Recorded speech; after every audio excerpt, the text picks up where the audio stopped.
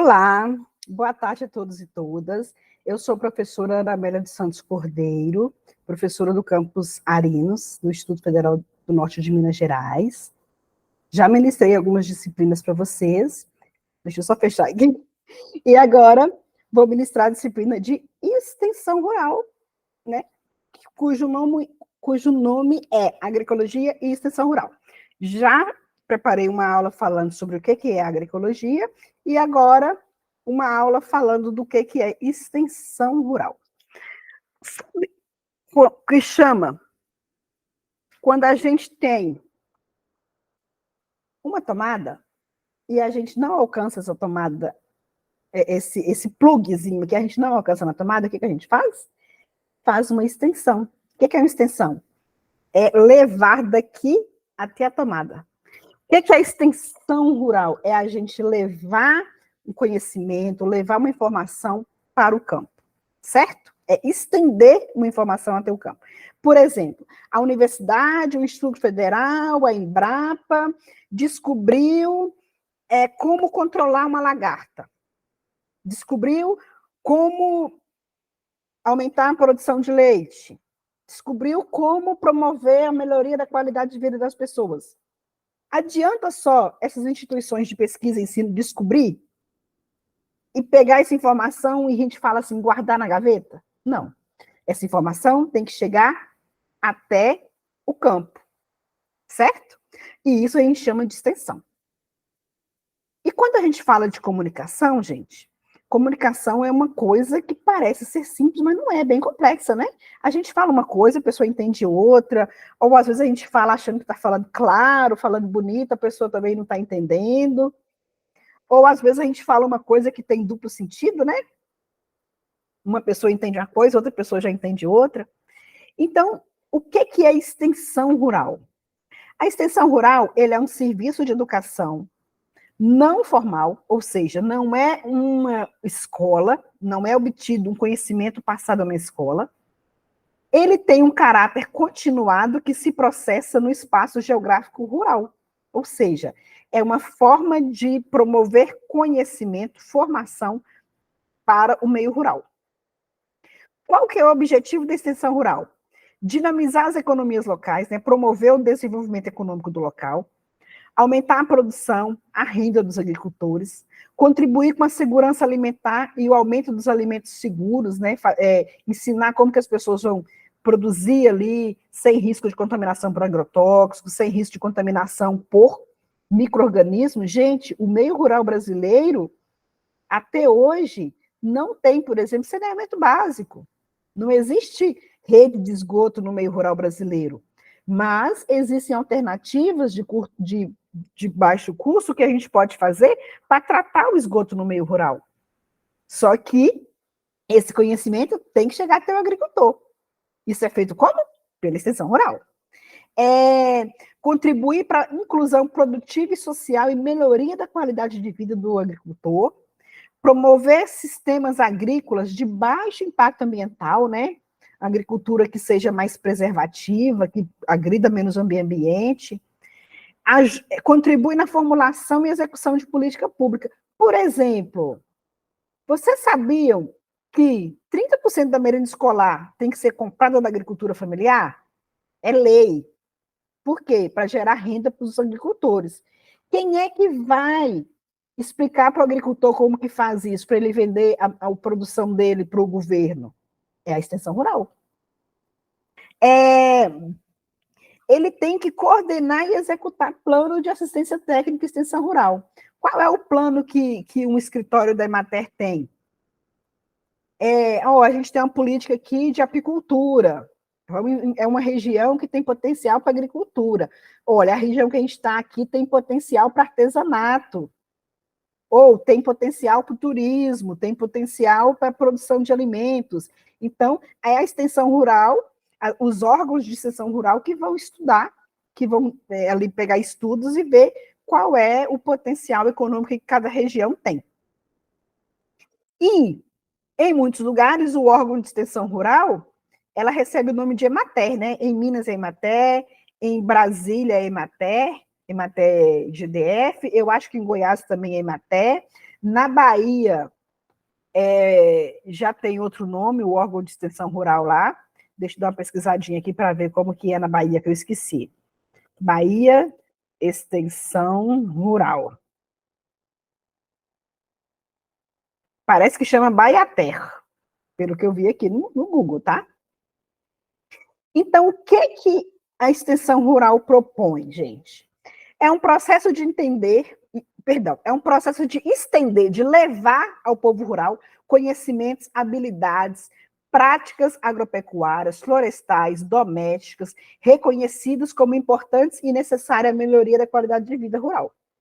A própria justificativa para a existência de um serviço de extensão, ou seja, de existir uma Emater, é o de estimular a população rural para que processe mudanças em sua maneira de cultivar a terra, de criar seu gado, de administrar seu negócio, dirigir seu lar, defender a saúde da família, educar seus filhos, por fim, de trabalhar a favor da comunidade. Então, a extensão rural tem o objetivo geral de melhorar a qualidade de vida de uma comunidade, inclusive da comunidade urbana.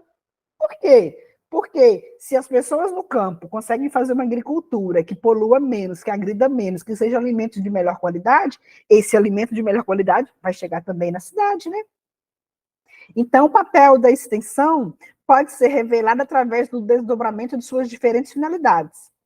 Quais são essas finalidades da extensão rural? Olha que bacana.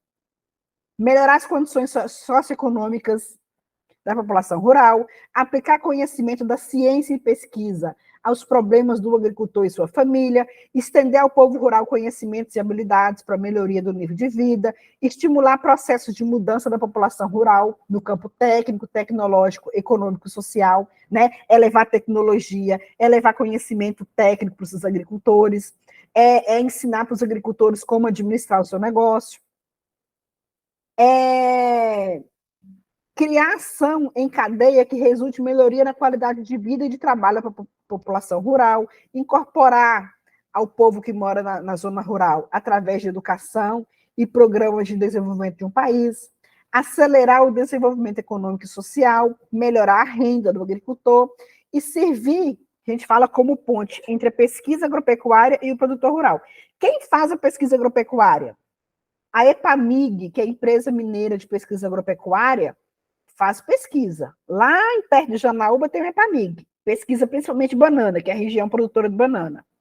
A Embrapa, você indo aqui para Brasília, passa na Embrapa Cerrados, faz muita pesquisa de agropecuária. O Instituto Federal faz pesquisa, a UNB faz pesquisa. Só que essa pesquisa tem que chegar lá no campo para o agricultor usar, não é? Quem faz essa ponte? Quem liga? O extensionista, a extensão rural. Então, são técnicos agrícolas, engenheiros agrônomos, engenheiros florestal, veterinário, que são pessoas que trabalham levando essa tecnologia, esse conhecimento tecnológico, na verdade, para os agricultores. E quais são os grandes desafios da extensão rural? É preciso operar políticas públicas, trabalhar com políticas públicas. Por exemplo, uma política pública que existe no Brasil é comprar 30% da alimentação escolar dos agricultores familiares. Quem é que vai colaborar com os agricultores nisso? A extensão rural. Orientar os agricultores no sistema de produção sustentável. Quem faz isso? Os técnicos, os extensionistas dos escritórios da Emater, por exemplo. Coordenar o Plano Estadual de Assistência Técnica e Extensão Rural. Quem faz isso? Os profissionais que trabalham com a extensão rural. E agora tem uma palavrinha mágica, a ATER. ATER breve, não. ATER. Assistência Técnica e Extensão Rural. Para a gente conseguir fazer assistência técnica, o que é assistência técnica? Seu celular quebrou, você vai lá e pede para a pessoa consertar. Assistência técnica. Tem uma lagarta na lavoura, você chama o técnico, ele vai lá, fala como você faz para combater aquela lavoura. Já a extensão rural é o quê? É quando a gente leva para o agricultor o conhecimento de como ele vai controlar aquela praga na lavoura, certo? É levar o conhecimento até o agricultor. Para isso, gente, a gente tem que aplicar metodologias, né? A gente tem que ter como se fosse uma dinâmica. Como que a gente vai apresentar isso para o agricultor? Aí tem a metodologia de até. É uma forma de fazer assistência técnica em extensão rural que se utiliza de princípios e técnicas que orientam uma atividade rural produtiva, de comercialização e organização comunitária na zona rural. E aí, gente, quando a gente falar de agroecologia, a metodologia de até está baseada em metodologias participativas. O que significa isso? A gente tem que envolver os agricultores. Não adianta a gente chegar lá e falar, ó, seu Zé, o senhor tem que fazer isso, isso, isso e isso. Não. A gente vai ter que sentar, tomar um café, conversar, fazer uma dinâmica para a gente, primeira coisa, descobrir quais são os reais problemas daquela comunidade ou daquela propriedade. Por isso que a gente fala que é metodologia participativa. Não é a gente chegar lá e ver o que está errado, o que está precisando mudar, o que está precisando de investimento. É a gente conversar com a família ou com a comunidade para a gente conseguir esse diagnóstico, tá? Essas metodologias, elas possibilitam a geração de soluções sustentáveis, sejam elas tecnológicas, né? É usar um produto, é fazer um determinado tipo de plantio, ou simplesmente organizacional, é como que as pessoas vão se organizar para vender o produto na feira, para vender a produção dele para merenda escolar para o governo, né? E aí, que permitem que os técnicos ou técnicas estabeleçam uma relação horizontal com os agricultores. O que é horizontal? Aqui, ó, falando no mesmo nível. O que é vertical? É o agricultor conversando com o técnico, olhando para cima. O técnico está lá em cima mandando ele, né? Não funciona. Horizontal é aqui, ó. Eu estou olhando aqui para o agricultor, conversando, dialogando, e a gente vai chegar a um consenso como que a gente pode melhorar aquilo ali. Por quê? Se o técnico chega falando uma receita, às vezes o agricultor não vai ter condições de fazer. Porque é caro, porque é difícil, ou porque é contra a cultura dele. Então, é no diálogo que a gente vai encontrar a melhor alternativa, certo? E aí a gente tem que reconhecer a capacidade e o conhecimento da família e a capacidade que ela tem de decidir o futuro dela, de decidir como que ela quer administrar a propriedade. Se você chega lá na propriedade e fala, olha, vocês poderiam criar porco, tem mercado para carne de porco, vai ganhar dinheiro com carne de porco. Só que a família é adventista do sétimo dia. Princípio básico da agroecologia e da extensão rural. A gente tem que respeitar a cultura das pessoas envolvidas. Então, se você tem ali um diálogo horizontal, conhece aquela família, aquela região, sabe que ali há um domínio, por exemplo, de uma religião,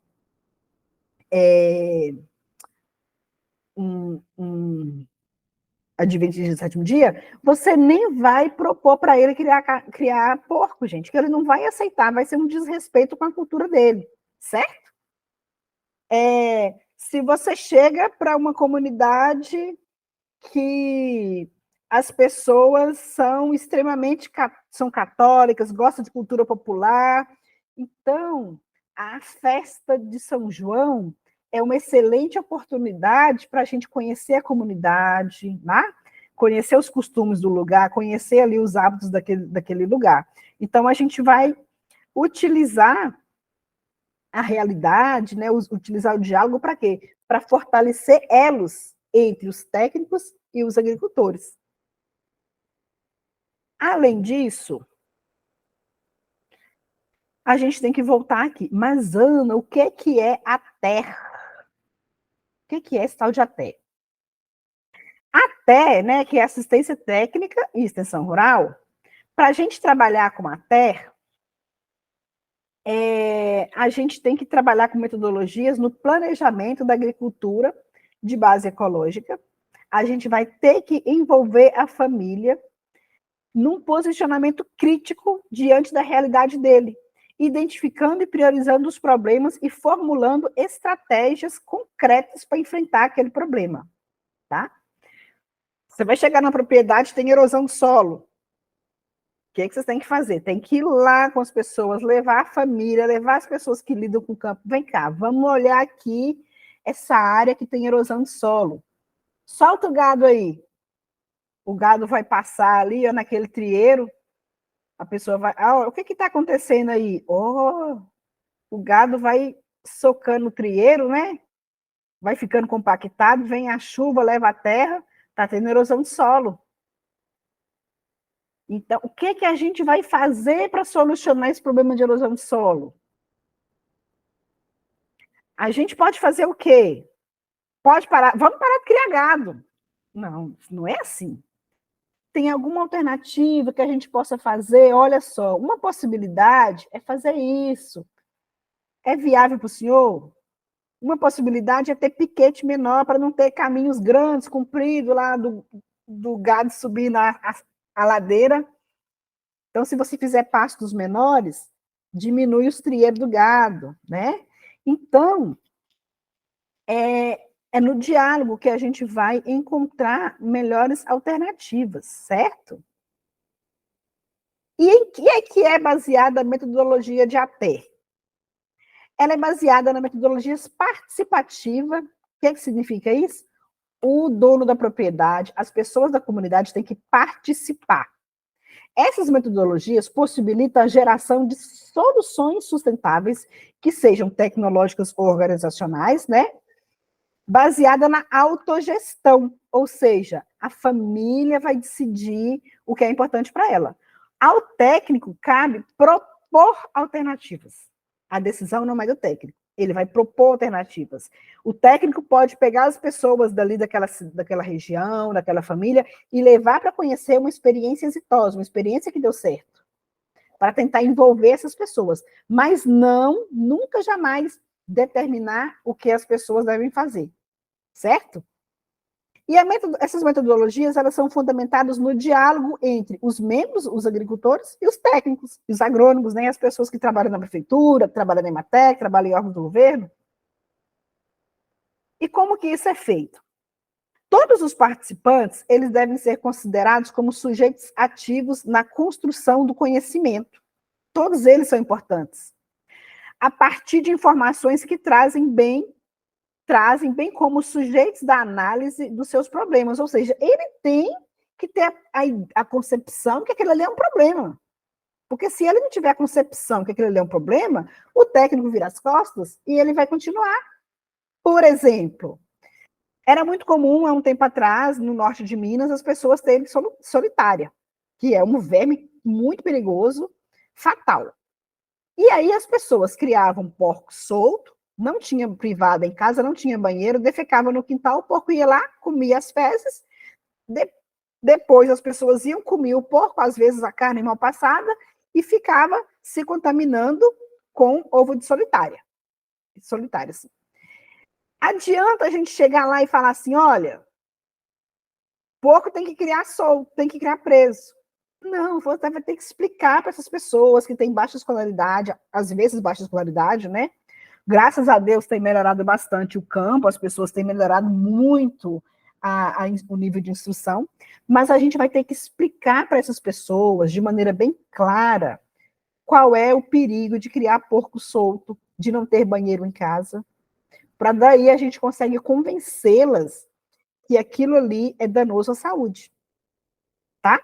Não é chegar lá e mandar, porque você chega lá e prende o porco, tem que prender o porco, vira as costas, a pessoa vai lá e solta o porco, não é? Então, a gente tem que fazer um diagnóstico participativo. Aí aqui, como que a gente faz essa metodologia participativa? A gente tem que iniciar um trabalho em grupo, é como se fosse uma dinâmica. Preparar as dinâmicas com antecedência, pegar material, ter um ambiente agradável, que seja debaixo de uma árvore bem frondosa, ou uma sala ampla, arejada, né? A gente tem que deixar as pessoas à vontade para que elas possam conversar, falar, se expressar, porque é elas que vão relatar os problemas que eles têm. Certo? Qual o problema que a comunidade tem? A gente tem água contaminada, a gente não tem transporte escolar, não tem posto de saúde, não tem água tratada, produz muito coco e a gente não tem carro para tirar esse coco daqui, tá? A gente produz peixe, mas é difícil de processar esse peixe, a gente não consegue levar esse peixe para o mercado. Tudo isso, a gente tem que ir lá e fazer o povo soltar a língua, né? E falar o que eles têm, tanto de bom quanto de ruim, para que a gente possa oferecer a eles alternativas. Quando a gente vai fazer essa primeira reunião, essa reunião com essas pessoas, a gente tem que lembrar a eles o motivo que deu origem à reunião. Olha, a gente vai fazer uma reunião aqui hoje porque as pessoas estão muito reclamando da saúde. O nível de a saúde aqui está problemática. Aí as pessoas vão começar a falar, ó, qual que é o problema da saúde? Ou então, gente, não é um problema, não. A gente tem uma baita solução. A gente tem um potencial turístico muito grande e a gente quer ganhar dinheiro com turismo. Então, como que a gente vai ganhar dinheiro com turismo? É cada um vai falando suas ideias, tá? E aí o técnico, os técnicos, né, agrônomos, vão colaborar nessa discussão. Tem que descrever os assuntos da reunião, os objetivos a alcançar, levantar as expectativas de cada participante, saber o que cada um deles pensa, o que cada um quer. Porque imagina, gente, uma pessoa teve uma ideia que vocês moram num lugar lindo que serve para turismo. Só que os outros falam, não quero isso, eu quero chegar, trabalhar na roça, chegar final de semana, ficar em paz, ir para o meu culto, ir para a minha missa, ou ir para a reza, ou ficar em casa dormindo, tomar banho na cachoeira, sem turista perturbando.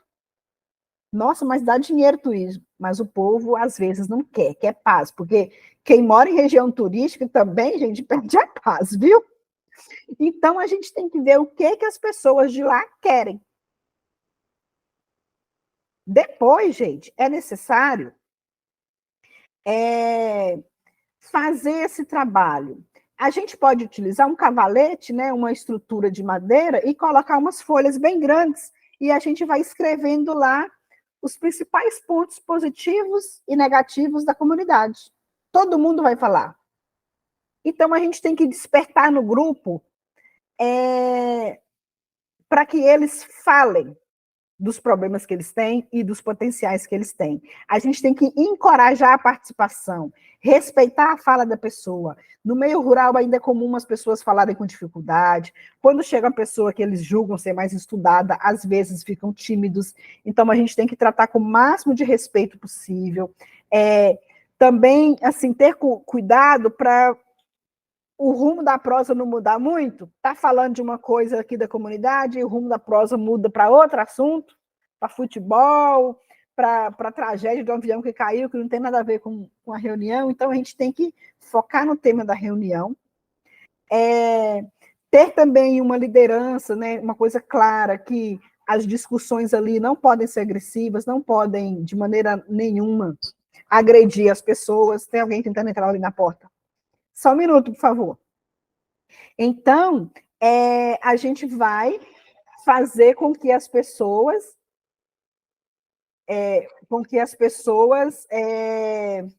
só um minutinho aqui, gente.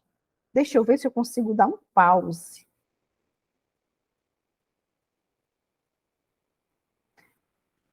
A gente vai fazer com que as pessoas falem tudo, os pontos positivos e os pontos negativos, né?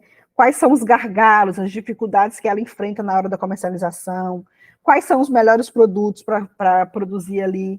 Então, se é para falar sobre turismo, vamos ver o que a gente tem aqui para turismo. A gente tem comida boa, a gente tem lugar bonito, a gente tem pessoas que podem fazer pousada na casa, né? Da própria casa fazer uma pousada. Se é agricultura, o potencial que tem, as dificuldades que tem. Então, isso aí é só a partir desse diálogo.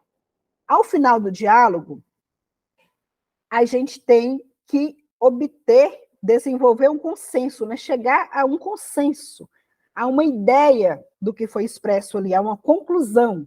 O que cada grupo concluiu? O grupo concluiu que o turismo aqui na região é uma alternativa viável. Ou o grupo concluiu que não querem turismo na região, né?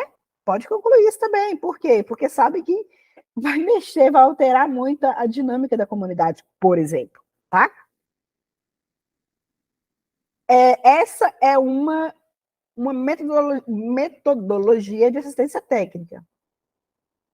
Mas a gente pode ressaltar ainda 3 tipos de técnicas participativas que podem ser utilizadas durante a atividade de ATE.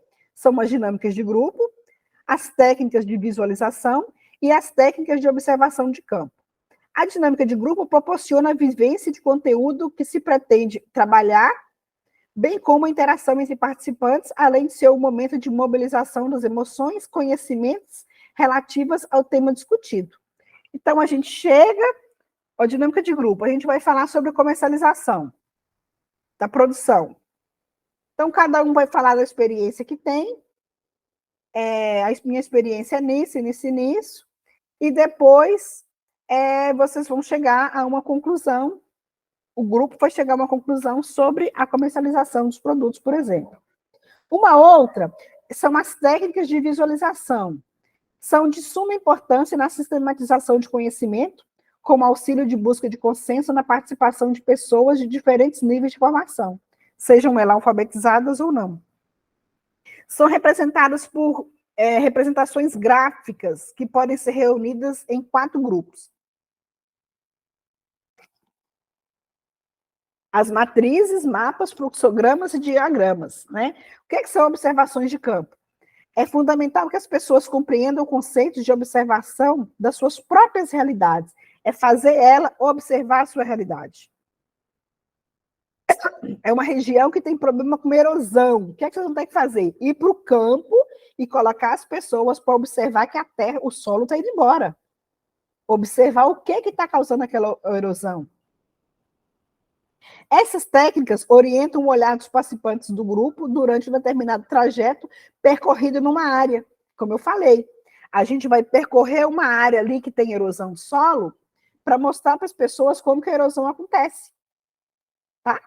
E também a gente já vai conscientizando essas pessoas do problema da erosão, bem como pensando em alternativas, né, para essa erosão do solo. Algumas dicas de como eleger e usar as técnicas participativas. Elas devem promover curiosidade nas pessoas, estimular a discussão e fazer o grupo refletir. Devem ainda emergir, né, fazer com que as pessoas expressem conhecimentos locais e as capacidades do grupo, bem como o desejo de entender e ajudar, ajudar para que alcance a direção de melhorar a realidade. Por exemplo, quando você está ali andando naquela área degradada, aí a gente fala, nossa, o barranco está caindo aqui, a gente poderia pegar uns bambus e fazer como se fosse um muro de arrimo segurando esse bambu, e eu tenho bambu na minha propriedade. Olha só, as pessoas foram, viram o problema que é a erosão do solo, e lá mesmo, dentre eles, já chegaram ao consenso, ao entendimento que eles podem resolver o problema que é o aumento da erosão, da vossoroca, né? Alguns lugares o povo chama de barroca, quando a terra está indo embora, fazendo aquelas crateras. Então, a pessoa vai andando ali e já vai pensando em alternativas, tá? Isso é metodologia participativa, não é o técnico chegar lá e determinar o que as pessoas vão fazer. É fazer com que elas percebam o que tem que ser feito. O técnico cabe a orientação. As técnicas estão previstas para ser utilizadas de forma grupal e com enfoque interdisciplinar. O que significa isso? A gente vai usar vários conhecimentos para fazer aquilo. Você vai trabalhar para fazer um trabalho de conter erosão de solo, vai utilizar conhecimentos na área de agronomia. Mas vai usar conhecimento, gente, na área de pedagogia também. Porque você tem que ensinar o agricultor a fazer aquilo de forma correta. Você tem que trabalhar com trabalho em grupo. Até psicologia entra, né? Como você vai fazer para pessoas trabalharem em grupo? E aí, também para produzir informações que refletem de forma quantitativa e qualitativa as características da realidade e das famílias dos agricultores. Todo o material gerado através da aplicação das técnicas, deve ser sistematizado de forma que possa ser visualizado por todos que participaram, a fim de que as informações geradas sejam compartilhadas com todos. As técnicas participativas devem ser consideradas como complementares. Nenhuma delas é suficiente para assegurar um processo participativo seja aplicado sozinha. Elas devem ser combinadas segundo as necessidades e realidades das distintas comunidades. Aqui tem uma família, né, um casal. Família agricultora deve participar sempre de todo o processo, tá? Participa esposo, esposa, filhos, os avós, as diferentes idades, tá? Porque as pessoas têm necessidades diferentes, tá? Quando a gente fala que uma comunidade tem dificuldade com estrada, por exemplo, vai afetar as pessoas que estão na vida produtiva, que precisam vender a comercialização, os produtos, afeta de uma forma. A criança que precisa ir para a escola já é afetado de outra forma. O idoso que às vezes precisava ir 2 vezes por semana na cidade fazer uma fisioterapia, também já é afetado. Então, é importante que a família toda participe dessa discussão. Aqui tem um método bem interessante, que é o chamado mapa falante, que é um método de uma metodologia que chama DRP. DRP é a sigla de diagnóstico rápido participativo. É a metodologia participativa. O que a gente faz? A gente pega as pessoas e fala, ó, prancheta, papel e caneta na mão, a gente vai desenhar como que é a comunidade, como que é a propriedade, para a gente conseguir visualizar os problemas que tem e os potenciais que aquela comunidade tem. Aqui eles desenharam uma barreira de vento, deve ser uma região que venta muito, uma casa da família, animais, um curral para animais, um laguinho, pinheiro, horta. Aí, problema, falta de água. Tem horta e falta de água, e falta água. Então, a gente consegue visualizar o que tem na propriedade, certo? Um outro tipo é chamado de caminhada transversal. Eu até dei o exemplo que a gente pode fazer para ver uma área onde tem vossoroca, onde tem erosão. Mas, muito mais do que isso, quando a gente faz a caminhada, a gente vai diagnosticar várias coisas. Você faz uma caminhada numa comunidade ou numa propriedade. Você vai ver aqui, ó. Vamos pegar aqui. Aqui a gente tem terra de baixada, certo? Tem terra de baixada. Aqui tem um planalto. Aqui tem terra alta. Nossa, terra de baixada. Aqui, em geral, é uma região que provavelmente quando chove vai encharcar, certo? É uma região que o agricultor, se for analfabeto, ele sabe. Não planta mandioca aqui não, porque depois encharca, não dá mandioca. Mas pode ser terra boa para plantar arroz, certo? Não vai colocar um curral aqui na beira do rio, porque pode vir enchente, o gado está preso e o gado morre afogado, né? Na parte mais alta, não vai construir casa aqui, porque vai ter problema de enchente.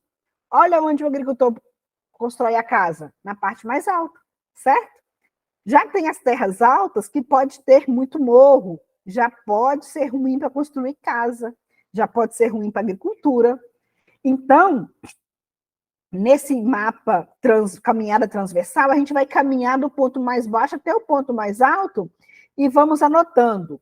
Olha só, você coloca aqui solo, água, cultivos, animais, quem trabalha, o que produz. Solo. Aqui em cima, o solo é pobre e pedregoso. Aqui embaixo, terra preta e macia.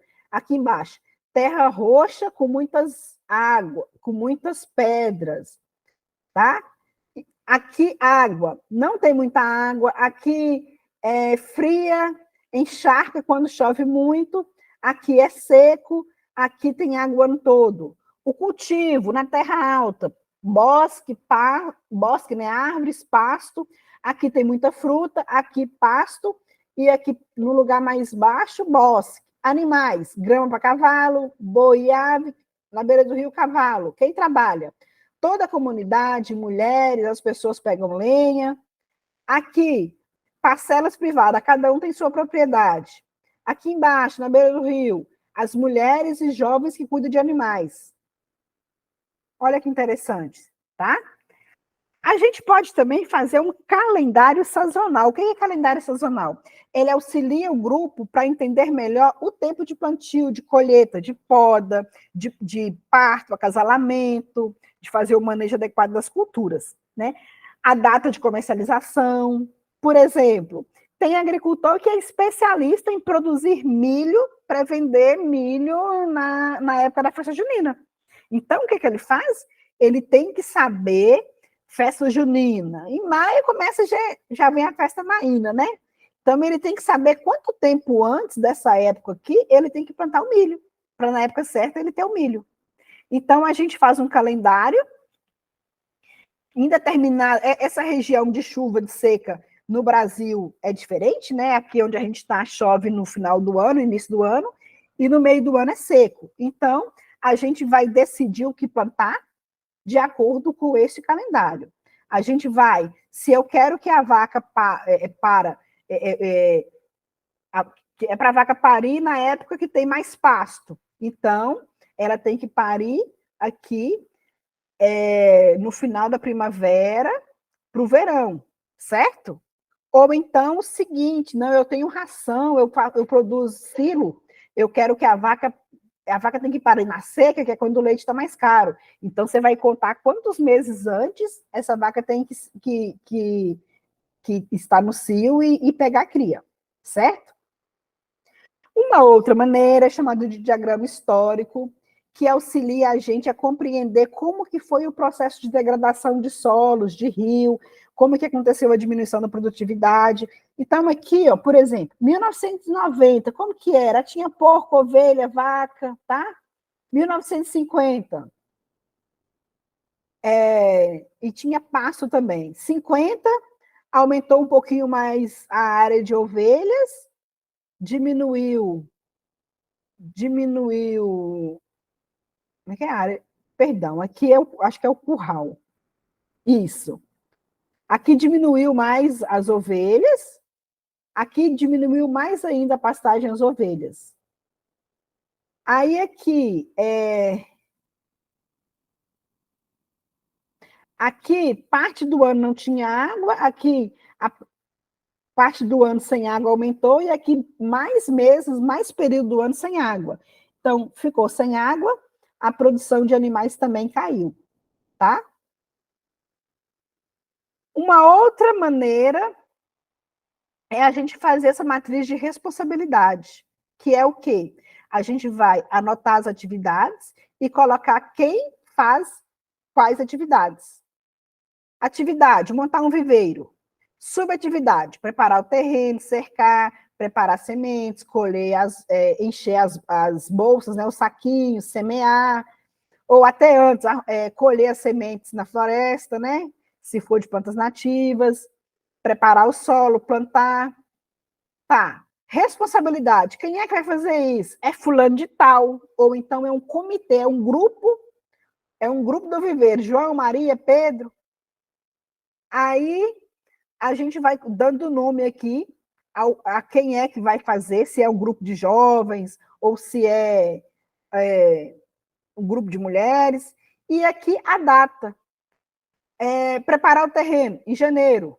Preparar a sementeira, em janeiro. Encher as bolsas, fevereiro. Semear, fevereiro. Regar, limpar, repicar, colocar fertilizantes de março, de março até agosto. Preparar o local, limpar o local para plantio em maio. Então, isso aí é uma organização para saber quem é responsável pela ação e quando ela vai ser feita.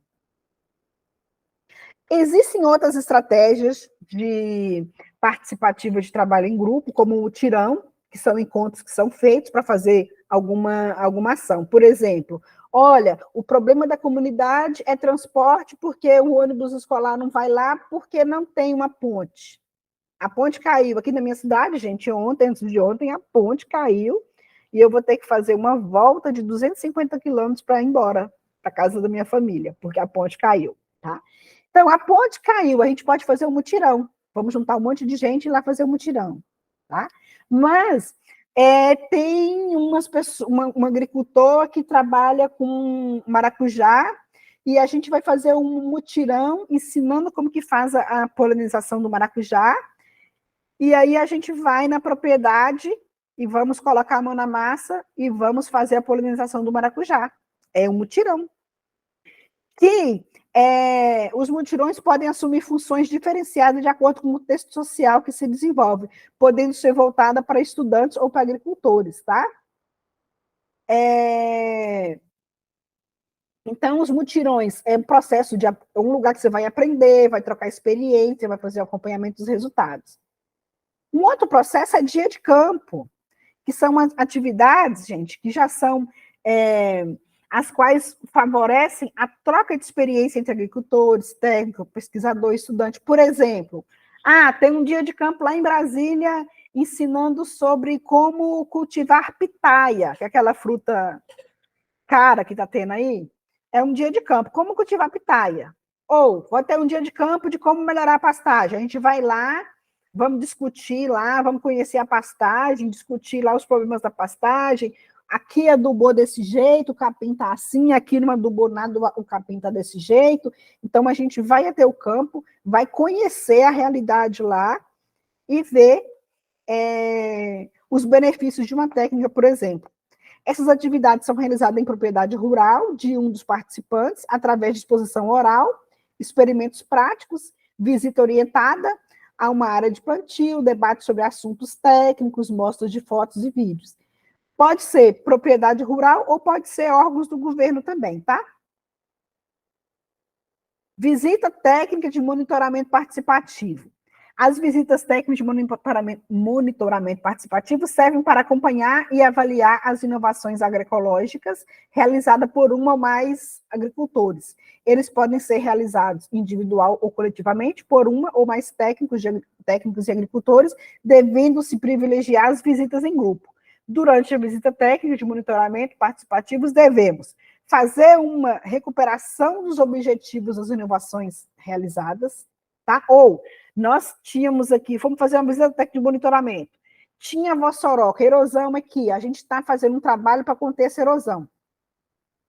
Você tem que estar lá acompanhando sempre. Então, você pode receber pessoas de outras comunidades para ir lá conhecer aquela experiência de monitoramento participativo.